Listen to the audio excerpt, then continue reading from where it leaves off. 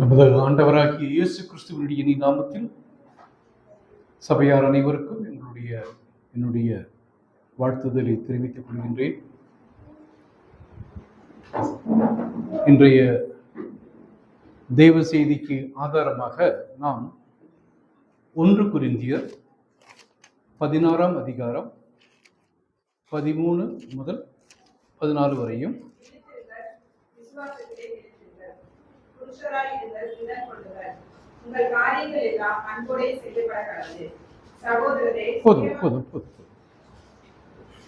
ஒன்னா படி.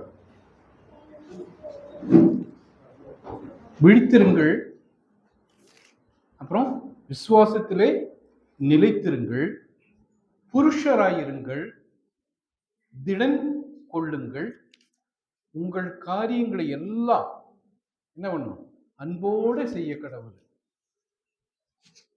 இதுல இப்படி 7 விதமான காரியங்கள், இனி 2 வசனம் கூடி வாசிக்க வேண்டியுள்ளது, அதை நம்ம பிற்பாடு வாசிப்போம்.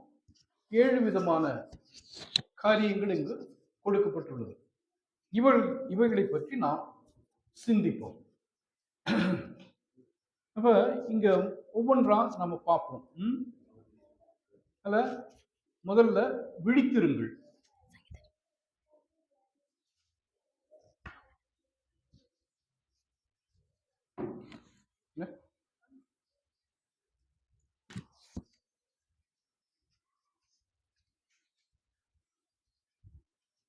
என்ன, முதலாவதாக விழித்திருங்கள். இங்க தொடங்கும் போதே விழித்திருங்கள். இப்போ கொஞ்சம் பரவாயில்ல, நம்ம சபையில கொஞ்சம் நல்ல விழிப்புண்டு, விழிப்புணர்வும் உண்டு. அதுக்கு கர்த்தருக்கு ஸ்தோத்திரம். கொஞ்சம் கூடி இனி பிரயாசப்படணும். ஏன்னா அநேக காரியங்கள் நாம் கடந்து போக வேண்டியுள்ளது. அதற்கு முதல் படியாக வேதத்தில் சொல்லப்பட்டிருக்கிறது என்றால் விழித்திருங்கள். அதுதான் ரொம்ப முக்கியம் இங்க. அதனாலதான் பவுல் அடிகளாரும் என்ன பண்றாரு, விழித்திருங்கள். முதலாவதாக விழித்திருங்கள். ஒரு கிறிஸ்துவருக்கு, ஒரு கிறிஸ்துவ விசுவாசிக்கு தேவையானது விழித்திருக்க வேண்டும். அது ரொம்ப முக்கியமான ஒரு காரியம். அப்ப நாம இங்க பார்க்கும்போது முதலாவதாக விழித்திருங்கள். மத்தேயு சுவிசேஷம் 25:13 நம்மளுடைய ஆண்டவராகிய இயேசு கிறிஸ்துவே இவைகளை பற்றி சொல்லியிருக்கார். விழித்திருங்கள். மத்தேயு எழுதிய சுவிசேஷம் 25 அதிகாரம் 13. மனுஷகுமாரன் வரும் நாளானது நாளிகையாவது நீங்கள் அறியாதிருக்கிறபடியால் விழித்திருங்கள். இங்க கிறிஸ்துவே சொல்றாரு, மனுஷகுமாரன் வரும் நாளையாவது நாழிகையாவது, டே அண்ட் டைம். அதுதான், அதாவது நாழிகைன்னா நேரம், நாள், தேதி இங்க குறிப்பிடப்படாமல் இருப்பதனால் நீங்க என்ன பண்ணணும், விசுவாசிகள் ஒவ்வொருவரும் எப்படி இருக்கணும், விழித்திருக்க வேண்டும். அல்லாம தூங்குறது இல்லை. தூங்குறதுன்னா நம்ம வீட்டிலேயே தூங்கிடலாம்ல. நைட்டெல்லாம் நல்ல 8 மணி நேரத்துக்கு மேலே ஒவ்வொருத்தரும் தூங்குறாங்க. அப்ப தூங்குறது நம்ம வீட்டுல தூங்கிடுறோம். சிலவங்க ஆபீஸ்லயும் தூங்குறவங்க உண்டு, இல்லைன்னு இல்லை. ஆபீஸ் போயும் தூங்குறவங்க உண்டு. சிலவங்க காலேஜ்லயும் ஸ்கூல்லையும் போய் தூங்குறவங்களும் உண்டு, இல்ல? அப்படியே இருக்கு. டீச்சர் சொல்லி கொடுத்துட்டே இருப்பாங்க, பின்னாடி இருந்து நம்ம தூங்கிட்டே இருப்போம். ஆபீஸ்ல போறவங்களும் சில சமயங்கள்ல கொஞ்சம் அப்படியே அயர்ந்து தூங்குறது உண்டு. அதே மாதிரிதான் ஸ்கூல்லையும், இல்ல? ஆனா சர்ச்சுக்கு வந்தா எப்படி இருக்கணும், விழித்திருக்க வேண்டும், விழித்திருக்க வேண்டும். ஓகே, அப்பதான் வந்துட்டு அந்த தேவ வசனத்தை நம்ம கேட்க வேண்டும். தேவ வசனங்கிறது வந்துட்டு நம்மளுக்கு ரொம்ப பிரியமானது, இல்ல? தேவ வசனத்தை கேட்பது என்பது நமக்கு ரொம்ப பிரியமான காரியம். அப்ப அந்த தேவ வசனத்தை, தேவ செய்தியை கொடுக்கும் போது நாம் விழித்திருக்க வேண்டும், கேட்க வேண்டும். அதுதான் நம்மளுடைய வாழ்க்கையில் என்ன பண்ணும், மாற்றங்களை கொண்டு வரும். நமக்குள்ள இருக்கின்ற அந்த தூக்கத்தை அதை என்ன பண்ணும், மாற்றி போடும். தூக்கத்தை மாற்றி போட்டு கர்த்தர் சொல்ற மாதிரி, நான், அதாவது மனுஷகுமாரங்கிறது தன்னைத்தானே அவர் சொல்லுகின்றார், மனுஷகுமாரன் வரும் நாளையாவது நாழிகையாவது நீங்கள் அறியாயியால் விழித்திருங்கள். அப்படிப்பட்ட ஒரு விழிப்பு நம்மளுக்கு தேவை. விசுவாசிகளான நமக்கு, கிறிஸ்து விசுவாசிகளான நமக்கு அது தேவை. அடுத்ததாக நாம பார்க்கும்போது யோனாவுடைய புத்தகத்திலிருந்து 1:5 வாசிப்போம். யோனா அந்த ஒளி இருளிலே யோனா யோனா அப்பொழுது கப்பற்காரர் பயந்து அவரவர் தங்கள் தேவனை நோக்கி வேண்டுதல் செய்து பாரத்தை லேசாக்கும்படி கப்பலில் இருந்த சரக்குகளை சமுத்திரத்தில் எறிந்து விட்டார்கள். யோனாவோ என்றால் கப்பலின் கீழ்த்தட்டில் இறங்கி போய் படுத்துக் கொண்டு அயர்ந்த நித்திரை பண்ணினார். பாருங்க, இங்க யோனா அவருடைய கதை நாம வாசித்திருக்கோம். அவர் என்ன பண்றாரு? பிரயாணம் பண்ண போயில இந்த கப்பலுடைய அடித்தட்டுல போய் நல்லா குரட்டை விட்டு தூங்குறாரு. இவரை எதுக்கு அனுப்புனாங்க? கர்த்தர் எதுக்கு அனுப்புனார்? எதுக்காக அனுப்புனார்? சுவிசேஷத்தை அறிவிக்கவல்ல. யோனா சுவிசேஷத்தையே சொல்லல. அவ்வளோ மனம் திரும்புங்கள், அவ்வளவுதான். வேற சுவிசேஷம் அவர் வந்துட்டு சொல்றதே வந்துட்டு போய் என்ன சொல்றாரு? உங்களுக்கு கொடுக்கப்பட்டிருக்கிறது இந்த நினைவே பட்டணம் என்ன பண்ணப்படும்? அழிந்து போகும். அதனால நீங்க என்ன பண்ணுங்க? மனம் திரும்புங்க, அவ்வளவுதான். அவ்வளவுதான் அவருக்கு கொடுக்கப்பட்டது. ஆனா அதை சொல்ல கூட யோனா என்ன பண்ணல? அவருடைய மனம் கேட்காம அவர் என்ன பண்றாரு? கப்பலுக்கு அடியில போய் நல்லா புரட்டி விட்டு தூங்குறாருல்ல. நம்மளுடைய யோனாவினுடைய அந்த 1:2 நம்ம வாசிப்போமா? நீ எழுந்து மகா நகரமாகிய நினிவேக்கு போய் அதற்கு விரோதமாக பிரசங்கி. அவர்களுடைய அதுக்கு விரோதமாக பிரசங்கி. அங்க போயிட்டு என்ன சொல்லியிருக்காரு கர்த்தர்? அதற்கு நினிவே பட்டணத்துக்கு எதிராக நீ பிரசங்கி, அவ்வளவுதான். அதுதான் சொன்னது. வேற ஒண்ணும் யோனாவுக்கு கொடுக்கப்படவில்லை. அதற்கு எதிராக நீ பிரசங்கி, அவ்வளவுதான். ஆனா யோனா அதையும் கூட செய்யாம என்ன பண்றாரு? போய் கப்பல்ல படுத்துக்கிட்டாருல்ல. நம்மளுடைய வாழ்க்கையில் அப்படி இருக்கக்கூடாது. ஏன்னா நாம் பழைய ஏற்பாடு விசுவாசிகள் அல்ல. நாம் கிறிஸ்துவனுடைய ஊழியக்காரர்கள், கிறிஸ்துவனுடைய சீடர்கள். நமக்கு கொடுக்கப்பட்டிருக்கின்றது சுவிசேஷம். அந்த சுவிசேஷத்தை அறிப்பதுதான் நம்மளுடைய கடமை இல்ல. அப்படி இருக்கும்போது நாம் எப்படி இருக்க வேணும்? விழித்திருக்க வேண்டும், தூங்கக்கூடாது. நம்மளுக்கு தூக்கமே இருக்கக்கூடாது. என்ற நாழிகையில் நம்முடைய கர்த்தர் வருவார் என்று நமக்கு தெரியாதனால் நாம் விழித்திருக்க வேண்டும் இல்ல. இரண்டாவதாக நாம் என்ன பண்ணுவோம்? விசுவாசத்தை பற்றி பார்ப்போம். விசுவாசம் அதை எபிரேயர் ஹீப்ரு 11:1. எபிரேயருடைய 11:1. விசுவாசமானது நம்பப்படுகிறவைகளின் உறுதியும் காணப்படாதவைகளின் நிச்சயமாய் இருக்கிறது. இங்க என்ன கொடுக்கப்பட்டிருக்கிறது? விசுவாசமானது என்ன? விசுவாசமானது நம்பப்படுகின்றவர்களுடைய உறுதியும் காணப்படாதவைகளுடைய நிச்சயமாயிருக்கின்றது. காணப்படாதவைகளின் நிச்சயம். நமக்கு என்ன? சொர்க்கம் ஒன்று நம்ம பார்த்திருக்கோமா? சொர்க்கம், பரலோகம். சொர்க்கம்னா பரலோகம் இல்ல. நம்ம பார்த்திருக்கோமா? இல்ல இல்ல. இயேசு கிறிஸ்து நாம் பார்த்ததில்லை. ஆனா இயேசு கிறிஸ்துவை பற்றின அந்த விசுவாசம் என்ன பண்ணுது? நம்மளை உறுதிப்படுத்துகின்றது இல்ல. நாம் காணாமையே என்ன பண்றோம்? விசுவாசிக்கின்றோம். இப்ப இங்க இந்த ஒரு டேபிள் இருக்கு இல்ல. இந்த டேபிள் நீங்க எல்லாருமே பாக்குறீங்க. பார்க்கறத நீங்க விசுவாசிக்க தேவையில்லை. ஒரு பார்க்கின்ற பொருளை நீங்க விசுவாசிக்க தேவையில்லை. அது அங்க இருக்கு. It is there. அது விசுவாசிக்க வேண்டிய தேவையில்லை. ஆனா காணப்படாதவைகளை நாம் விசுவாசிக்கின்றோம். ஏன்னா நமக்கு கொடுக்கப்பட்டிருக்கின்றது ஆவியானவரால். நாம் என்ன பண்றோம்? நம்மளுடைய கண்களில் ஏறெடுத்து பார்க்கும்போது தேவனுடைய செய்திகள் ஒவ்வொன்றும் நம்முடைய இதயத்தில் பேசுது. ஆவியானவர் நம்மளுடைய ஆவியானவரோடு நம்ம பேசுகின்றார். பரிசுத்த ஆவியானவர் நம்மளுடைய ஆவியில் பேசுகின்றார், நம்முடைய இதயத்தில் பேசுகின்றார். அவர் காண்பித்துக் கொடுக்கின்றார், ஒவ்வொன்றையும் காண்பித்துக் கொடுக்கின்றார். தேவ வசனங்கள் நமக்குள்ளாக, நம்ம இதயத்துக்குள்ளாக எழுதப்படுகின்றது இல்ல, எழுதப்படுகின்றது. அப்படி இருக்கும்போது நாம் நமக்கு தெரியும் நம்மளுடைய ஆண்டவர் சொன்னது எல்லாமே மெய்யாகவே மெய்யாகவே அப்படித்தான். ஆமென். அப்படித்தான் அவர் சொல்லி இருக்கார். சொல்லி இருக்கிறனால இன்றைக்கு நான் வாழ்ந்து கொண்டிருக்கும் போது இன்னைக்கும் எனக்குள்ள என்ன இருக்கு? நித்திய ஜீவன் உண்டு. அந்த பரலோகத்துக்கு போய்த்தான் நான் அந்த நித்திய ஜீவனை அடைவேன் என்றல்ல, நான் வாழ்ந்து கொண்டிருக்கும் போதே அந்த சந்தோஷத்தை, நித்திய ஜீவனை அடைந்து நித்திய ஜீவனுக்கு என்ன பண்ணும்? நான் பாத்திரவானாக இருக்கின்றேன். அப்பொழுது நான் பாத்திரவானாக இருக்கும்போது எனக்குள்ளாக என்ன இருக்கு? தேவனுடைய சமாதானம் உண்டு, தேவ சமாதானம் உண்டு, தேவனுடைய சந்தோஷம் நமக்குள்ளாக உண்டு. அதை நாம் என்ன மற்றவர்களோடு நாம் பகிர்ந்து கொள்வோம். அதுதான் நம்மளுடைய விசுவாசம். விசுவாசம் என்பதுதான். யோவானுடைய விசேஷம் 6:47. யோவானுடைய சுவிசேஷம் 6:47.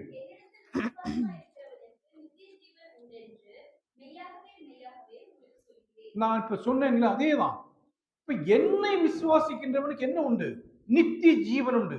நித்திய ஜீவன்கிறது இப்ப வாழ்ந்து கொண்டு இருக்கும் போதுதான், செத்த பிறகு இல்ல. செத்த பிறகு உண்டு, ஆனா நித்திய ஜீவன் என்பது தொடர்ச்சி. It's progressive.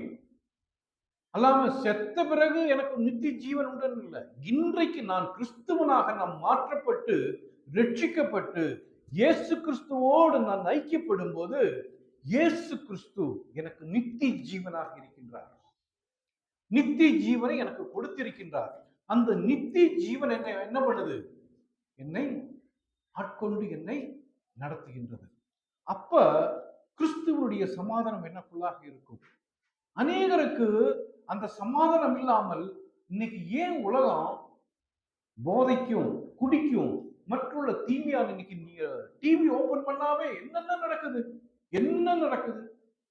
டிவி ஓபன் பண்ணி நியூஸவே பார்க்க முடியல. அந்த அளவுக்கு கொலையும் கொள்ளையும் கற்பழிப்பும் வழிபறிகளும் என்னென்ன நடக்குது.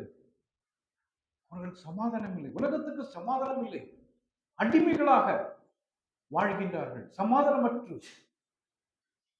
அந்த அளவுக்கு மோசமான நிலைமையில இன்னைக்கு உலகத்தில் உள்ள மக்கள் வாழ்ந்து கொண்டிருக்கின்றார்கள். ஆனா கிறிஸ்துவனுடைய ஜனத்துக்கோ கிறிஸ்துவனுடைய மக்களுக்கோ நம்மளுக்கு என்ன உண்டு?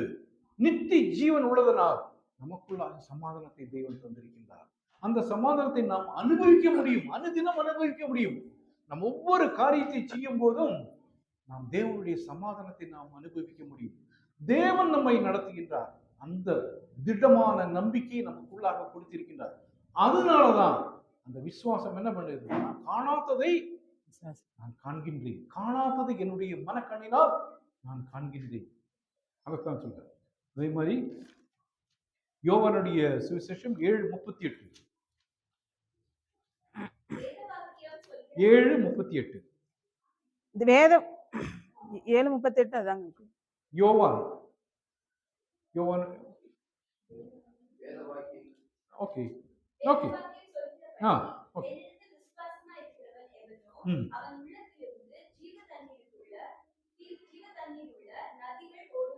ஆம். அப்ப இங்க வேத வாக்கியங்களில் குறிப்பிட்ட வண்ணமாக கிறிஸ்துவானவரே சொல்கின்றார், அவன் உள்ளத்திலிருந்து என்ன பண்ணும்? ஜீவ தண்ணீர், ஜீவ தண்ணீர்.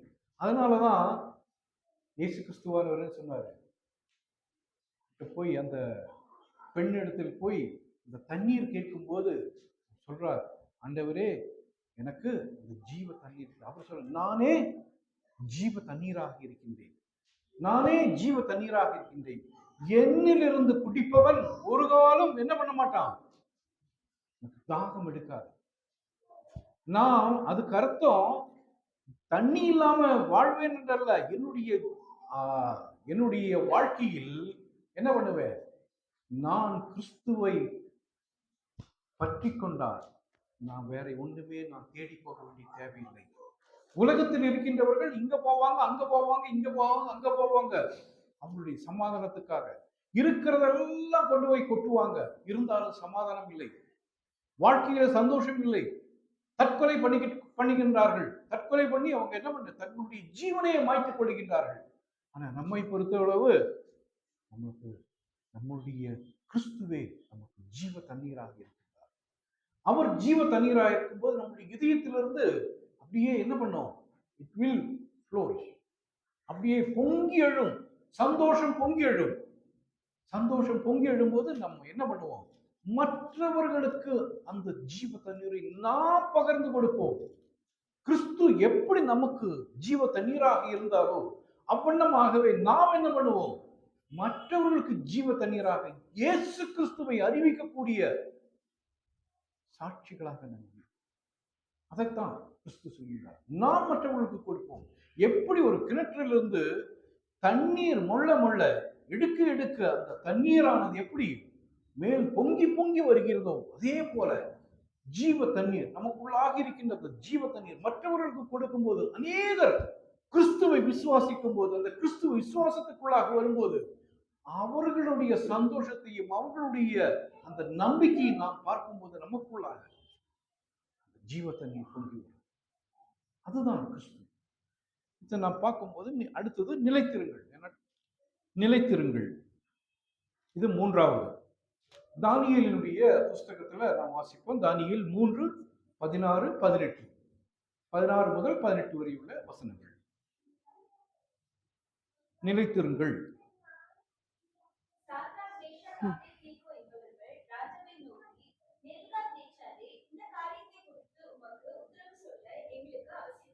பாருங்க, அவங்க என்ன சொல்றாங்கன்னா சொல்லிட்டு அவங்க என்ன சொல்றாங்க? ராஜா கூப்பிட்டு ராஜா என்ன பண்றாரு? ஒரு பொற்சிலையை நிறுத்தி இதை நீங்க என்ன பண்ணணும்? வணங்க வேண்டும் என்பது இவங்க என்ன சொல்றாங்க? சத்ராக்கும் மேஷாக்கும் அபேத்நேகோவும் என்ன சொல்றாங்க? ராஜாவை நோக்கி நெபுகாத் நேசரே பேரெடுத்து சொல்லுகின்றார்கள். நெபுகாத் நேசரே, இந்த காரியத்தை குறித்து உமக்கு உத்தரவு சொல்ல எங்களுக்கு அவசியம் இல்லை. ராஜாவை பார்த்து தைரியமாக சொல்லுகின்றார்கள். இல்ல, அது நிலைத்திருக்குது. அவங்க நம்பின தேவனில் அவர்கள் நிலைத்திருக்கின்றார்கள். யெகோவா தேவன் எங்களை விடுவிக்கக்கூடிய தேவன். அந்த தேவன் இல்லாமல் வேறொருவரையும் நாங்கள் வணங்குவதில்லை என்று தாங்கள் தீர்மானித்து அந்த தீர்மானத்தின்படி ராஜாவை நோக்கி பேர் சொல்லி சொல்லுகின்றார்கள். நெபுகாத் நேச்சரே, என்ன நாங்கள் உமக்கு உத்தரவு சொல்ல வேண்டிய தேவையில்லை, அவசியம் இல்லை. பாருங்க, அதுதான் நிலைத்திருப்பது. தாங்கள் என்னதில் விசுவாசித்தார்களோ அந்த விசுவாசத்தில் அவர்கள் நிலை கொண்டார்கள். அடுத்து நாம் பார்க்க 17.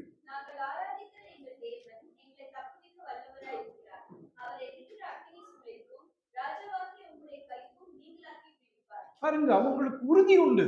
அவர்கள் நிலைத்திருந்தார்கள். அவர்களுடைய வசனம் அந்த கிறிஸ்துவை நம்பின நம்பிக்கை அதில் திடன் கொண்டிருந்தார்கள். திடன் கொண்டு அவங்க சொல்றாங்க, ராஜாவையே பார்த்து ஃபேஸ் டு ஃபேஸ் அவங்க சொல்றாங்க, நாங்க என்ன சொன்னோம்? நாங்கள் ஆராதிக்கின்ற எங்கள் தேவன், நாங்கள் ஆராதிக்கின்ற எங்கள் தேவன் எங்களை தப்புவிக்க வல்லவராயிருக்கின்றார். அவர் எரிகின்ற அக்னி சூளைக்கும் ராஜாவாகிய உம்முடைய கைக்கும் நீங்களாக்கி விடுவிப்பார். என்ன தைரியங்க பாருங்க. அதுதான் ஒரு விசுவாசி. அவன் அந்த தேவனோடு நிலைத்திருக்கும் போது அவன் எப்பவுமே பராக்கிரமசாலியாக இருப்பான். பராக்கிரமசாலியாக இருப்பான். நம் பழைய நியமத்தில் வாசிக்கும் போது அநேகர் பராக்கிரமசாலிகளாக இருந்தார்கள். அவர்கள் விசுவாசிகளாக இருந்தார்கள். அவங்க எப்படி இருந்தாங்க? அவங்க நிச்சயம் உள்ளவர்களாக இருந்தார்கள், திடன் கொண்டவர்களாக இருந்தார்கள். அடுத்ததான் நம்ம 18 கூடி வாசிப்போம்.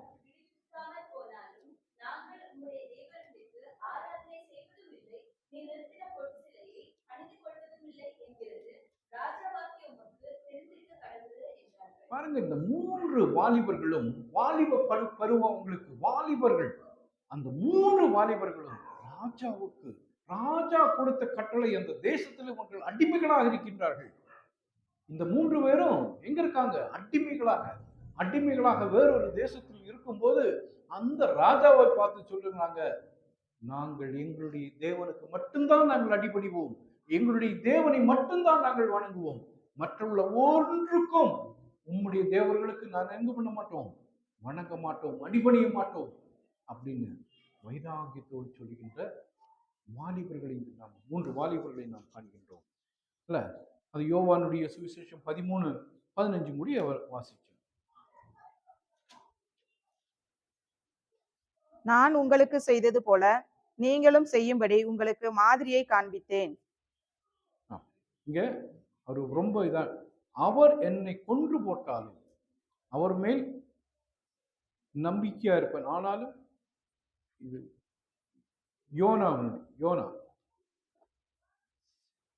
யோனாவுடைய இதுல அதுல அவர் என்னை கொன்று போட்டாலும் அவர் மேல் நம்பிக்கையா இருப்பேன், ஆனாலும் என் வழிகளை அவருக்கு முன்பாக உபகாரம் பண்ணுவேன் அப்படின்னு இங்க போட்டிருக்காரு. அதுல இங்கிலீஷ்ல பார்க்கும்போது though he slain me yet will I trust him but I will maintain mine own ways before him. கர்த்தருக்கு முன்பாக அவருடைய வழிகளை என்ன பண்ணுவேன், ரொம்ப அவருடைய, அதாவது டிரான்ஸ்லேஷன்ல தமிழ்லயே வேற என் வழிகளை குற்றமற்றவென எடுத்துரைப்பேன் என்று யோபனுடைய இதுல, அவருடைய யோபனுடைய இதுல அப்படி எழுதப்பட்டிருக்கிறது. அடுத்ததாக நம்ம பார்க்கும்போது புருஷராயிருங்கள். யோசுவாவினுடைய புஸ்தகத்துல யோசுவா 1:6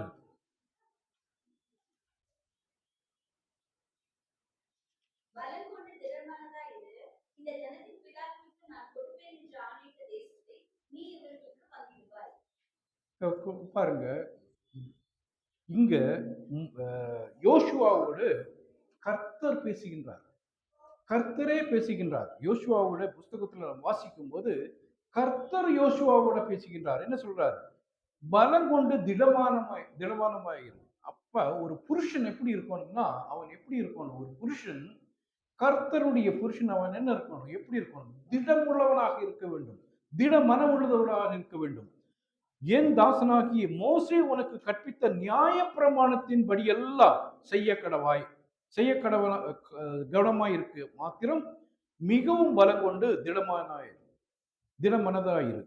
நீ போகும் இடமெல்லாம் புத்திமானாய் நடந்து கொள்ளும்படிக்கு அதை விட்டு வலது இடதுபுறம் விலகாமல் இருப்பாயாக. ஒரு கர்த்தருடைய, அது கிறிஸ்துவ புருஷன்கிறது எப்படி இருக்கணும், அவன் திட மனதுள்ளவனாகவும் எப்படி இருக்கணும், பலம் கொண்டவனாகவும், எதுக்கு, கிறிஸ்துவனுடைய அந்த சுவிசேஷத்தை அறிவிக்கக்கூடிய, கிறிஸ்துவை பின்பற்றக்கூடிய திட மனதுள்ளவனாகவும் பலம் உள்ளவனாகவும். மற்றவர்கள் வந்துட்டு நம்ம பார்த்து ஏதோ சொன்னா பயந்து போடக்கூடியவன் அல்ல ஒரு கிறிஸ்துவன். அவன் பயக்காம பலம் கொண்டு எப்படி இருக்கணும், அவன் தன்னுடைய தேவனை வெளிப்படுத்தக்கூடிய மனிதனாக இருக்க வேண்டும். ஒரு புருஷன், கிறிஸ்துவ புருஷன், அவன் எப்படி பட்டவனாக இருக்க வேண்டும், நியாய பிரமாணத்தை அப்படியே, நியாய பிரமாணத்தில் என்னென்ன சொல்லப்பட்டிருக்கின்றதோ, வேதத்தில் என்னென்ன சொல்லப்பட்டிருக்கின்றதோ அதன்படி செய்யக்கூடியவனாக இருக்க வேண்டும். அவன் எப்படிப்பட்டவனாக இருக்க வேண்டும், புத்தி உள்ளவனாக இருக்க வேண்டும். ஒரு புத்தி உள்ளவனாக அந்த புருஷன் இருக்க வேண்டும். நம்மை குறித்து அதைத்தான் வந்துட்டு கர்த்தர் விரும்புகின்றார்.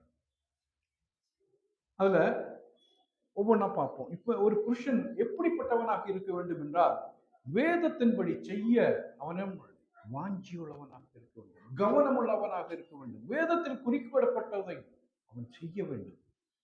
அப்ப தேவன் நமக்கு ஒரு காரியத்தை செய்ய சொன்னால் அதை என்ன பண்ணணும், அப்படியே நம்ம வேதத்தில் நாம் வாசிக்கும் போது மோசே முதல் நோவா மட்டும் எல்லாம் அவங்களுடைய ஒவ்வொரு காரியங்களையும் பார்க்கும்போது தேவன் என்ன சொன்னாரோ அதன் படி எல்லாம் அவர்கள் என்ன செய்கிறாங்க, அதன் படி எல்லாம் அவர்கள் செய்தார்கள்.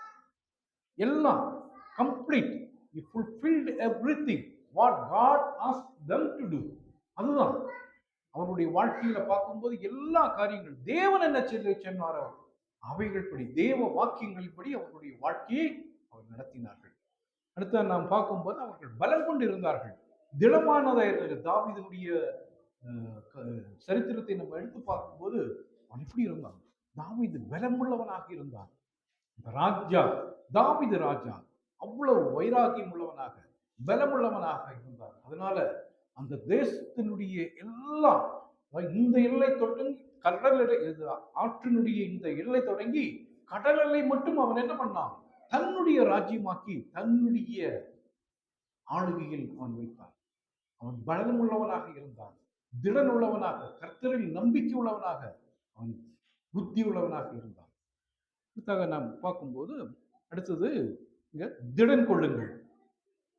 அடுத்ததாக நமக்கு சொல்லப்பட்டிருக்கின்றது திடன் கொள்ளுங்கள். யோசுவா புஸ்தகத்துல 1:9. நான் உனக்கு கட்டளையிடவில்லையா? பலன் கொண்டு திடமனதாயிரு, திகையாதே, கலங்காதே. நீ போகும் இடமெல்லாம் தேவனாகிய கர்த்தர் உன்னோடே இருக்கிறார் என்றார். பாருங்க, யோசுவா கிட்ட கர்த்தர் பேசும்போது கரெக்டா சொல்றாரு. யோசுவா கிட்ட நீ எப்படி இருக்கணும்?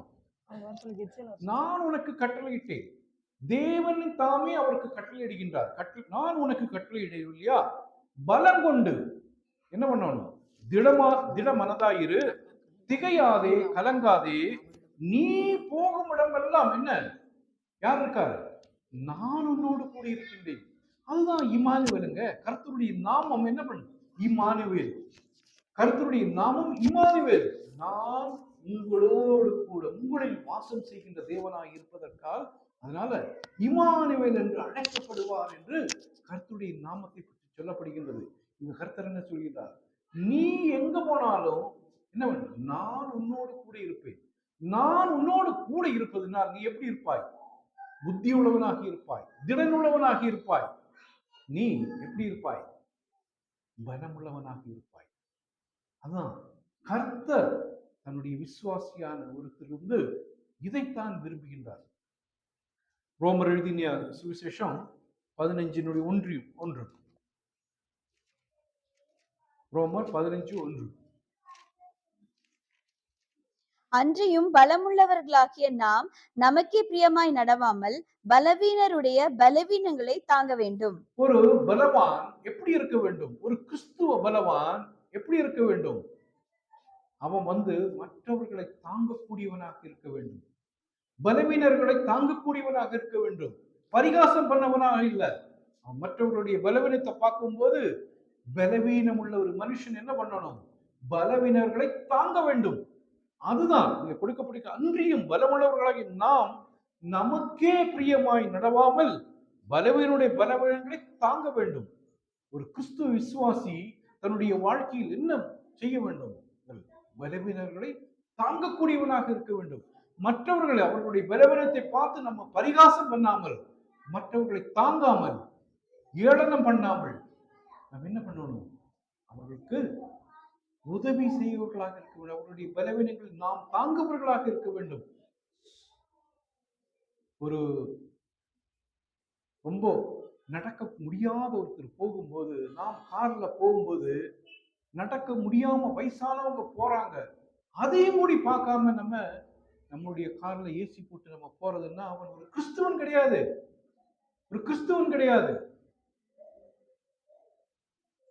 ஒரு நோய்வாய்ப்பட்டு கிடக்கின்ற ஒருத்தர் மரணப்படுக்கையில் இருக்கும் போது அவரை பார்க்காம நம்ம இப்படி போயிட்டா என்ன பலன்? சிலவங்களுக்கு புத்தியில பிரச்சனை இருக்கும், பலவீனர்களாக இருப்பார்கள், நல்ல இன்டெலிஜென்ட் கிடையாது. ஆனா அவங்கள நம்ம என்ன பண்ணுவோம்? ஏளனம் பண்ணுவோம், சிரிப்போம், பார்த்து சிரிப்போம். இல்ல அப்படியா? அதான் கிறிஸ்துவ வாழ்க்கை. கிறிஸ்துவ வாழ்க்கை என்பது அதல்ல. ஒருத்த அடிபட்டு இருந்தா அந்த அடிபட்டவனுக்கு என்ன பண்ணணும்? உதவி செய்ய வேணும். சும்மா நம்ம படிச்சுட்டு போறது இல்ல கிறிஸ்துவ வாழ்க்கை. நம்மளுடைய அறிவுக்கு உள்ளதல்ல கிறிஸ்துவ வாழ்க்கை. கிறிஸ்துவ வாழ்க்கை என்பது அடிப்படை மாற்றம், டிரான்ஸ்பர்மேஷன், கம்ப்ளீட்லி டிரான்ஸ்பர்மேஷன். அதுதான் கிறிஸ்துவ வாழ்க்கை. ஒரு மத மாற்றமோ ஒன்றும் கிடையாது. நீங்க எந்த பெயரை வேணாலும் வச்சுக்கலாம், எந்த பெயரை வேணாலும் வச்சுக்கலாம். பேர் உங்களை பரலோகத்துக்கு கொண்டு போகாது. உங்களுடைய செய்கைகள் அதுதான். நீங்க 1000 பைபிள்ல நீங்க 1000 வசனங்கள் சொல்லியும், மனப்பாடம் 1000 வசனங்கள் சொல்லியும் உங்களுடைய வாழ்க்கையில பலன் இல்லைன்னா அந்த வாழ்க்கை பிரயோஜனமற்ற வாழ்க்கை. அது உங்களை சொர்க்கத்துக்கு கொண்டு போகாது, பரலோகத்துக்கு கொண்டு போகாது. நீங்க என்னதான் ரட்சிக்கப்பட்டு இருந்தாலும், நான் சொல்றேன், உண்மையாக சொல்லுகின்றேன். நம்ம வேணா சொல்லிக்கலாம், ரட்சிக்கப்பட்டு அப்படியே நம்ம போயிருவோம், பரலோகத்துக்கு போயிருவோம். இல்லை, அப்படின்னா ஒரு தடவை ரட்சிக்கப்பட்டு முடிஞ்சது, நான் என்ன வேணா என்னுடைய வாழ்க்கை, என்னுடைய உலக பிரகாரமான வாழ்க்கையை நான் வாழ்ந்து கொள்ளலாம். அப்படி இல்லை. நாம் உலக பிரகாரமான வாழ்ந்த வாழ்க்கையிலிருந்து நம்ம என்ன படுத்தப்பட்டோம்? வேறுபடுத்தப்பட்டோம். கிறிஸ்துவில் நாம் இன்றைக்கு வாழ்கின்றோம். கிறிஸ்துவில் வாழும்போது நம்முடைய வாழ்க்கை செம்மையான வாழ்க்கையாக இருக்க வேண்டும், பலமுள்ள வாழ்க்கையாக இருக்க வேண்டும், கனி தரக்கூடிய வாழ்க்கையாக இருக்க வேண்டும், மற்றவர்களுக்கு உதவக்கூடிய வாழ்க்கையாக இருக்க வேண்டும், மற்றவர்களை தாங்கக்கூடிய வாழ்க்கையாக இருக்க வேண்டும். நமக்குள்ள அந்த மனசு, அந்த அழிவு இதயத்தில் இல்லை என்றால் கல்லாகி இருக்கின்ற ஒரு கிறிஸ்துவன் அல்ல. மற்றவர்களுடைய வேதனைகளை பார்த்து நகைப்பவன் ஒரு கிறிஸ்துவன் அல்ல. கிறிஸ்துவ வாழ்க்கை என்பதற்கு விலை உண்டு. நம்ம பாடுவோம், விலையில்லா ரத்தத்தை அவர் சிந்தினார் என்று. ஆனா விலை இல்லாத ரத்தத்தை அவர் சிந்தவில்லை, விலையுள்ள மேன்மையுள்ள ரத்தத்தை நமக்கு சிந்தினார். நம்ம பாடும்போது பாடிடுறோம், விலையில்லா ரத்தத்தை எனக்காக சிந்தினாரே என்று. விலையில்லா என்றால் இந்த உலகத்தில் மதிப்பிடக்கூட முடியாத அளவுக்கு அந்த ரத்தம் அவ்வளவு மேன்மையான ரத்தம். அந்த ரத்தத்தால் என்னை ரட்சித்தார், என்னை மீண்டு கொண்டார். இன்றைக்கு நான் என்ன, இந்த உலகத்திலிருந்து பிரிக்கப்பட்டேன். இந்த உலகத்திலிருந்து பிரிக்கப்பட்டு நான் என்ன, அவருடைய சொந்தம், அவருடைய சொந்தம். அவருடைய சொந்தமா இருக்கும்போது அவருடைய கற்பனைகள் என்னவோ. நான் ஒரு கம்பெனில எனக்கு அப்பாயின்மெண்ட் கிடைச்சு, அந்த அப்பாயின்மெண்ட் லெட்டரோட நாங்க போய் அந்த கம்பெனில ஜாயின் பண்ணிட்டேன்னா, இன்னைக்கு 10 மணிலிருந்து எனக்கு டியூட்டி. ஒரு மாசம் நான் 10 மணி மட்டும் நான் வேலை பண்ணிட்டேன்.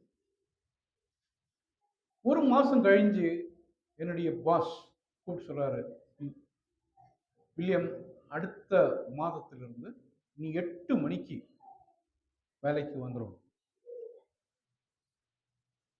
இல்லையே, நான் போன மாசம் எல்லாம் 10 மணிக்கு தானே நான் வந்தேன். நான் போன மாசம் 10 மணிக்கு தானே வந்தேன். என்னால 8 மணிக்கு வர முடியாதுன்னு சொல்லுவோமா? சொல்லுவோமா? உடனே என்ன சொல்லுவோம்? ஓகே சார், ஏன்னா வேலை வேணும். ஓகே சார், நீங்க சொன்ன 8 மணி இல்லை, 7 மணிக்கே நான் வந்தேன். நம்மளுடைய பிள்ளைகளை ஸ்கூலுக்கு விட எத்தனைக்கிறோம். காலையிலே எழுந்து சோறு உண்டாக்கி, மனிதர்லாம் ரொம்ப கஷ்டப்படுறாங்க. அதே மாதிரி நிறைய பேர் இங்க பிரேக்ஃபாஸ்ட் பண்ணணும், டிஃபன் கட்டணும், எல்லாம் பண்ணி விட்டு அப்புறம்தான் தூக்கம். நம்ம என்ன பண்றோம்? What we are doing? நம்ம கர்த்தர் கொடுத்த அந்த வாழ்க்கையை நம்ம வந்துட்டு மறந்துடக்கூடாது.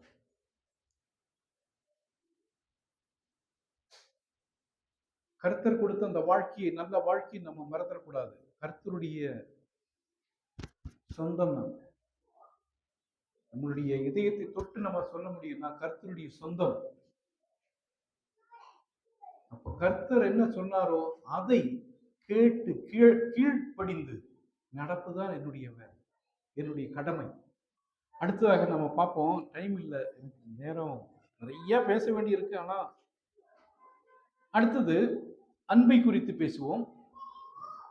12 மணி ஆயிடுச்சு இல்ல? அன்பு 1 கொரிந்தியர் 16:14. இப்படிப்பட்டவர்களுக்கும் உடன் வேட்களாய் பிரயாசப்படுகிற மற்ற யாவருக்கும் நீங்கள் கீழ்ப்படிந்திருக்க வேண்டும் என்று உங்களுக்கு புத்தி சொல்கிறேன். 1 கொரிந்தியர் 14. உங்கள் காரியங்கள் எல்லாம் அன்போடு செய்யப்பட கடவுள். நாம் இப்ப இதைத்தான் சொல்லிட்டு இருந்தோம். நம்முடைய காரியங்கள் எல்லாம் எப்படி இருக்கணும்? அன்போடு செய்ய கடவுள். நம்ம அதைத்தான் நம்ம வந்துட்டு இங்க கொஞ்ச நேரத்துக்கு முன்னாடி கூட நம்ம சிந்திச்சுட்டு இருந்தோம். அன்போடு செய்ய கடவுள். எல்லா காரியங்களையும் இன்னென்ன காரியம் இல்லை. ஒரு 10 காரியம் இருக்கு, 2 காரியத்தில் அன்போடு செஞ்சு பாக்கி உள்ள காரியத்தை ரொம்ப நெஞ்ச இது பண்ணி கல்லாக்கி இல்ல, ரொம்ப முரட்டுத்தனமாக அப்படி இல்லை. எல்லா காரியங்களிலும் 10 காரியம் இருக்கு. அந்த 10 காரியத்துல என்ன பண்ணணும்? அன்பாக இருக்க வேண்டும். அன்பாக இருக்க வேண்டும். எல்லா காரியங்களிலும் அன்பாக இருக்க வேண்டும். யோவானுடைய 1 யோவான் 4:7 7 முதல் 11 மட்டும் வாசிச்சோம். 1 யோவான் நிருபணம் இது. 1 யோவான் 4ஆம் அதிகாரம் 7 இருந்து 11 மட்டும். பிரியமானவர்களே, ஒருவரில் ஒருவர் அன்பாயிருக்க கடவோம். ஏனெனில் அன்பு தேவனால் உண்டாயிருக்கிறது. அன்புள்ள எவனும் தேவனால் பிறந்து அவரை அறிந்திருக்கிறான். அன்பில்லாதவன் தேவனை அறியான். தேவன் அன்பாகவே இருக்கிறார். தம்முடைய ஒரே பேரான குமாரனாலே நாம் கேட்கும்படிக்கு தேவன் அவரை உலகத்திலே அனுப்பியிருந்தார். தேவன் நம்மை வைத்த அன்பு வெளிப்பட்டது. நாம் தேவனிடத்தில் அன்பு கூறுகிறதினால் அல்ல, அவர் நம்மிடத்தில் அன்பு கூர்ந்து தம்முடைய பாவங்களை நிவர்த்தி செய்த திருவாதார வழியாக நம்முடைய குமாரனை அனுப்பினதினாலே அன்பு உண்டாயிருக்கிறது.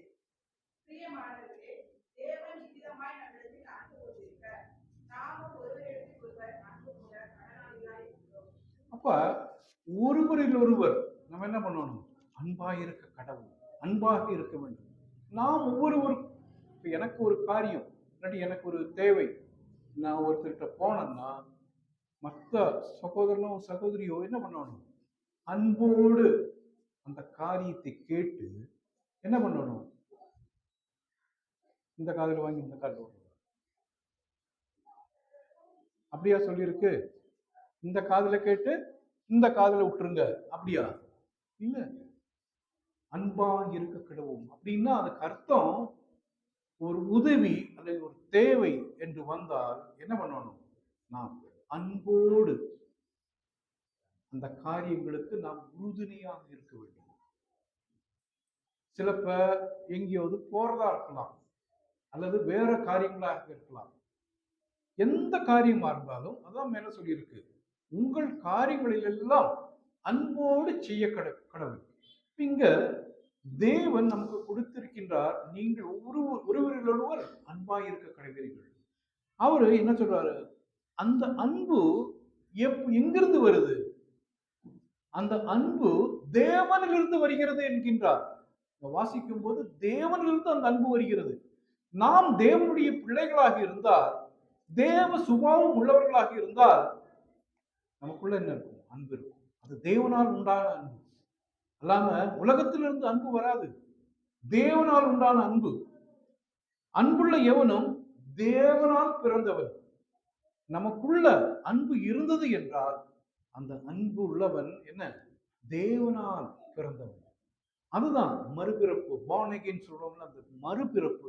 ஆவியினால் நாம் ஜெனிக்கப்படும் போது தேவ ஆவியானவர் நமக்கு கொடுக்கிறதா அந்த அன்பு. என்னுடைய கல்லான இதயம் எப்படி நொறுங்குண்டு அந்த தேவனை நான் ஏற்றுக்கொண்ட போது என்னுடைய இதயம், கல்லான இதயம் என்னாச்சு? அன்பு நிறைந்த இதயமாக மாறியது. அன்புள்ள இதயமாக. எவ்வளவோ கொலை செய்தவர்கள், எவ்வளவோ ஜெயிலெல்லாம் போய் மினிஸ்ட்ரி பண்ணும்போது அவங்க எல்லாம் கொலைகாரங்களா இருப்பாங்க. 4 கொலை 5 கொலை பண்ணவங்க. சுவிசேஷத்தை அறிவிக்கும் போது அவங்க அப்படியே கண்ணில் இருந்து அப்படியே ஒழுகும், அப்படியே ஒழுகும். ஒழுகி அந்த கல்லான இதயம் அப்படி அன்பு நிறைந்த இதயமாக. ஜெயில அந்த ஜெயிலர்கள் எல்லாம் பயப்பாங்க இவங்களை பார்த்து. அப்படிப்பட்டவர்களுக்கும் என்ன பண்ணும்? அன்பை கொடுக்கின்றது தேவ வசனம், தேவன். அப்ப அன்பு தேவனிலிருந்து வருகின்றது. தேவன் அன்பாகவே இருக்கின்றார். நம்ம சொல்லுவோம், தேவன் என்ன?